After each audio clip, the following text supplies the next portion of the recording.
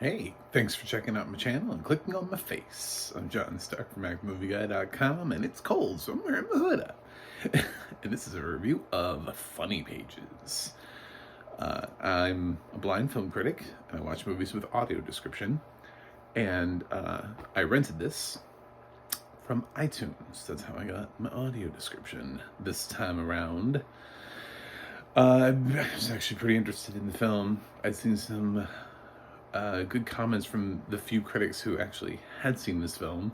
I'm surprised more people hadn't, because usually when things with A24 are slapped onto something, generally I hear a lot about them. I guess it's just the A24 horror films that the A24 community is like, oh my god, X! And then like Funny Pages and like The Eternal Daughter come out and they're like,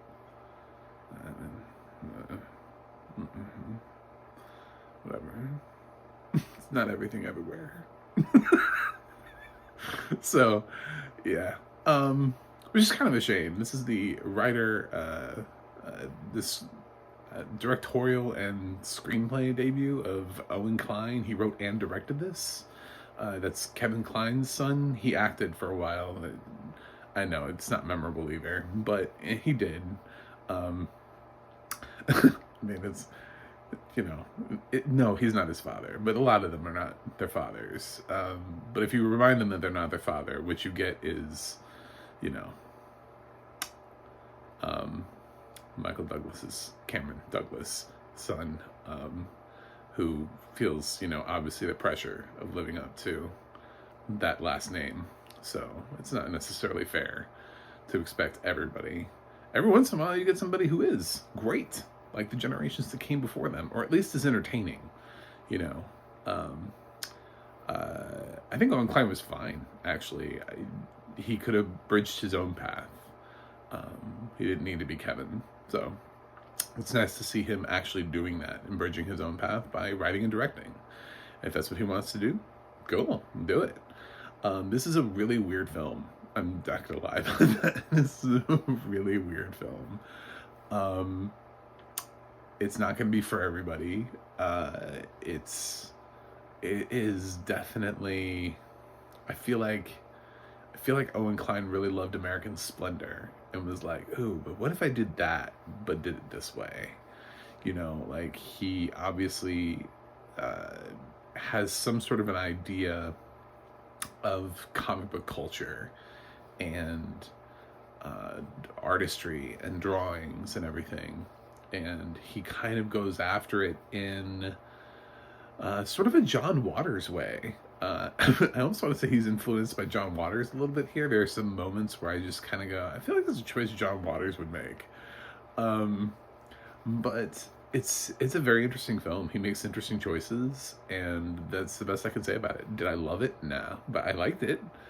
And I respect Owen Kline as a writer-director for taking a big swing and going after it. The film centers around a young man who is still in school, and he's got parents that are the type of parents that are like, you need to watch your grades because college. And he's like, I don't know if I'm gonna go to college. I'm an artist. Leave me alone. So there's something that happens at the beginning of the film that sort of triggers him, I think, in moving forward with his art. It's kind of I was kind of shocked. I was like, I don't know if this was a comedy. What the fuck is going on?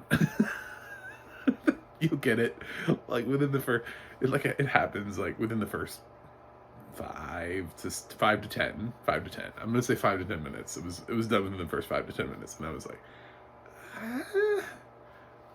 that was dark. Okay. And it kind of sets the tone and moves the film forward. He's got a friend, Miles, who also is an aspiring artist. He ends up moving into a place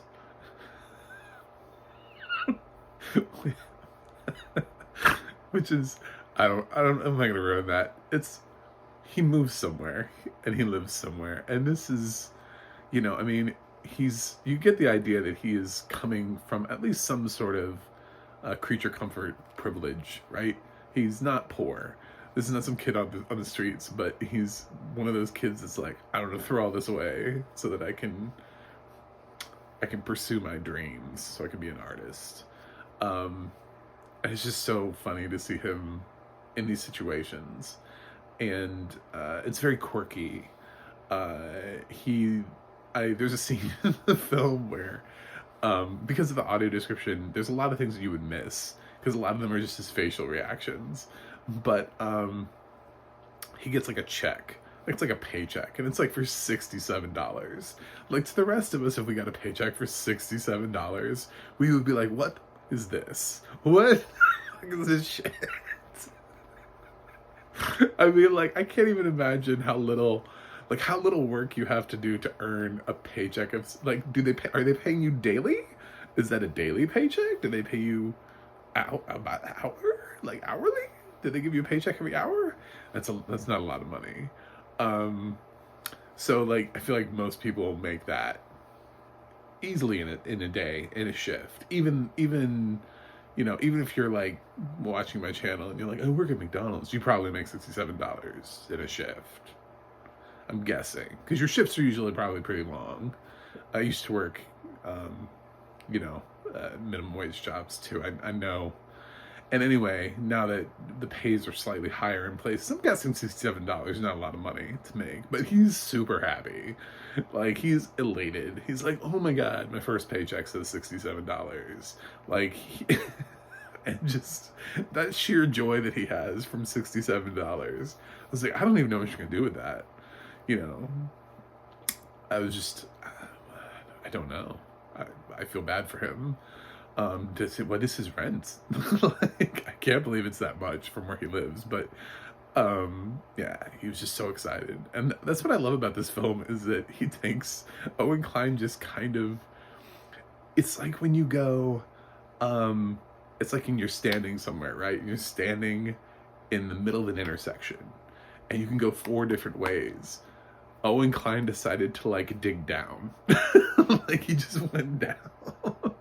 He just took a shovel and was like, nah, I don't want to go either of these ways. I'm just gonna go down. I'm just gonna start digging. And just, like, he just goes in, like, different directions with things. And it's so interesting to see him taking these really quirky, weird choices. And that's why I described him to John Waters, because John Waters does that too. He doesn't care. It's like, he doesn't care what you think. And Owen Kline he's not quite to that level yet of John Waters. He does dial it back a little bit. This is not Pink Flamingos. This is not that. Not the same thing. But there's a tinge of, if Owen Kline told me his favorite director was John Waters, I wouldn't be surprised. I'd be like, okay, all right, I can see where that's a thing for you. He just makes interesting choices here, and the film's not going to be for everybody, so just know that going in. But yeah, it's I thought it was quirky, interesting, indie. I kind of understand why we're not seeing it anywhere. I also don't understand why the A24 community, though, doesn't love this film, because this totally feels like right up their alley. I mean, this is, as you know, A24 likes to do things that are like low budget and that sort of no other studio would ever touch, and no other studio would really touch this. Maybe Neon, but for the most part, if it didn't have A24 Neon, this would never even register. It would just kind of just float out there for, I don't know who would pick it up. Maybe eventually somebody for some dirt cheap money would release it, and you just kind of find it like on Hulu, and you wouldn't even know what it was. You just be like, what is this film? Without any fanfare, but it got a theatrical release and everything. So, yeah, funny pages. The audio description was great. I really liked the audio description on this film. I believe it was Tansy Alexander. I'm gonna be honest and say that I did not time my watching of this perfectly, and I could not sit through the credits. I was bad. I'm sorry. I usually sit through the credits and answer those questions for you, but I was pretty sure that while listening to the film, was like, that sounds like Tansy Alexander. I feel good about that. So it was also good for me because it helped me. I think it is. So I think she did a good job. And yeah, like I said, it's, it's a film about comics too, and they look at comics a lot, and she has to describe the comics to you with sort of like the detail and the colors and how characters look on pages, to show you what they're looking at, so that way you know what they're looking at. I can't really imagine what this film would be like without audio description. Weird, incomplete, possibly unwatchable. It does have a decent amount of dialogue, but I don't think anything would make sense without the context of the choices that Kline is making about putting him through these kind of like crappy scenarios. Sometimes he's not always in the best situation, but his optimism and like his carefree attitude and his like, you wouldn't necessarily know that he was like where he was. You would think he was in a better situation than he was, just because of the way that he's, like, oh yeah, everything's great, and like us, especially like me, if I could see, I'm sure there would be some of the situations I'd be like, get the fuck out of there. What are you doing? Why are you there? Like, what are you doing? Don't do that. And there's just some times where you feel that, without the audio description, you wouldn't feel that, because he's so just like good with everything. It doesn't matter how crappy something is. He's happy with it because it's his, and he's like making a life for himself, and he thinks this is what being a struggling artist is. So he's like, yeah, I get to do what all the other struggling artists before me did. So to him it's fun, but without the audio description, you would miss all of that. So yeah, it's a good film. Anyway, not the best of the year, but a solid film to watch. So I'm gonna go ahead and give Funny Pages a B. I really liked it enough. Especially I'm surprised by, considering this is Owen Kline's debut, the strength of it. So good job. Yeah, so if you could subscribe to my channel, that'd be great. We like to talk about audio description here, and if I can do that, then I can get more people interested in it, and I can get more titles that have audio descriptions, so we don't have to do this thing of, does it have it, does it not have it, where does it have it?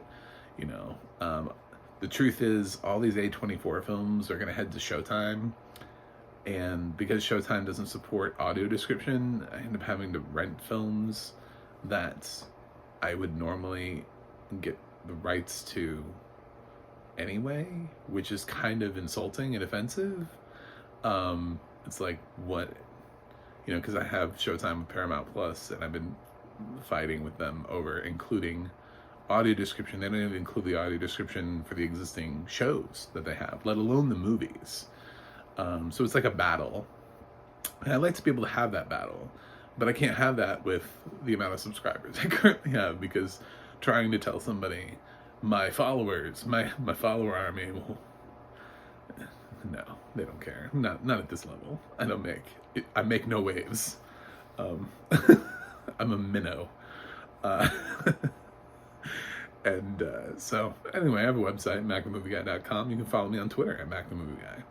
You can go to the audio description project, adp.acb.org. It'll let you know what has audio description and where you can watch it. And you can go to the ADNA.org. That's the ADNA.org, and it'll let you know more about Tansy Alexander. You can look her up and see what else she's done. One of the things is Stranger Things, by the way. I don't know. I always remember that about Tansy.